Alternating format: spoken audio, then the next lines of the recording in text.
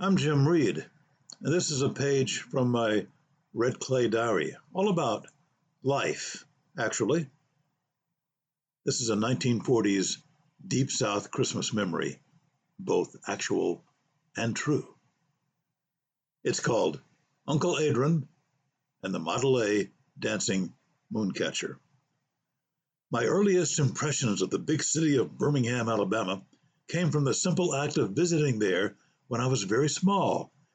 My Uncle Adrian and Aunt Annabelle Heron would load us kids, their kids, and my mother into their Model A Ford and take us from Tuscaloosa to Birmingham by way of the old Birmingham Highway.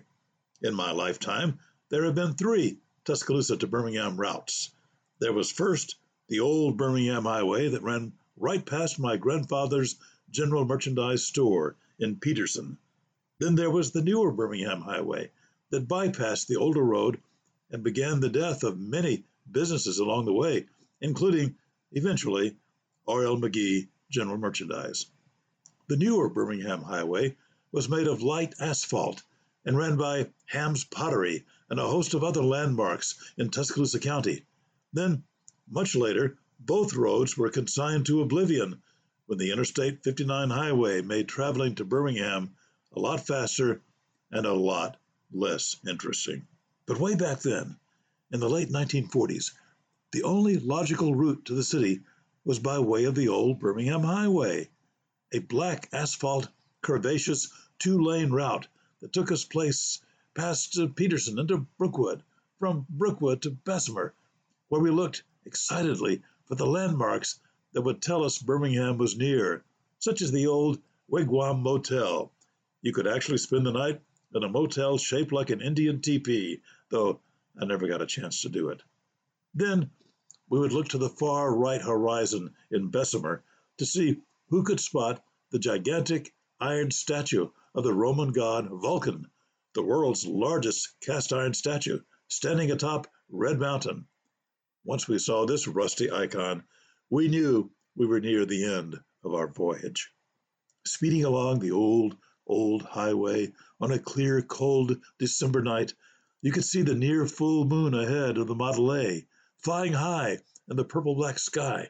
The moon would dance over the twisting road, touching the treetops, dipping out of sight, rising instantly high up as we followed that small, snaking trail and rose and fell with the hills and valleys along the way. Uncle Adrian, always a speed demon, would make that Model A feel like a roller coaster, and he would always remind us that our primary goal was to catch up with that moon. On the way to the annual Birmingham Christmas parade, we kids would wiggle all over the back seat in impossibly tortured anticipation of seeing the meccas of the season: Santa Claus on a parade float, and S.H. Kress and F.W. Woolworth, where everything Santa could ever dream up would be on display. Coming into Birmingham, my first impression was a lasting one. I had never seen so many black people. They were a beautiful sight to a small boy, since they seemed to be dressed up in brightly colored outfits and stylish hats and shoes, the likes of which I had never seen in Tuscaloosa. I thought it would be wonderful to be able to dress so boldly, for bright mixtures of colors always signified to a kid happiness, good times, and playfulness. I noticed that white people didn't dress nearly as well. The big wide streets of Birmingham always seemed littered and not very well kept compared to our little town of Tuscaloosa. But that didn't matter much to us kids. It would be unbearably cold on those Birmingham streets. But that was part of the excitement, you understand. The parade would be gigantic, the stores brightly decorated, the city blocks long and arduous to walk, and the whole experience thoroughly exhausting and delightful. Then Uncle Adrian would pack all of us and our purchases back into the old Model A and start the long trip back to Tuscaloosa. By then, the dancing moon and the cold stars in the purple sky would be forgotten, because we could snuggle down into our musky blankets and sleep the safe sleep of children who knew nothing bad would ever happen to them as long as Uncle Adrian was in charge, as long as Uncle Adrian was running away from that dancing moon and aiming us all back toward Tuscaloosa and our own sweet-smelling beds. I'm Jim Reed.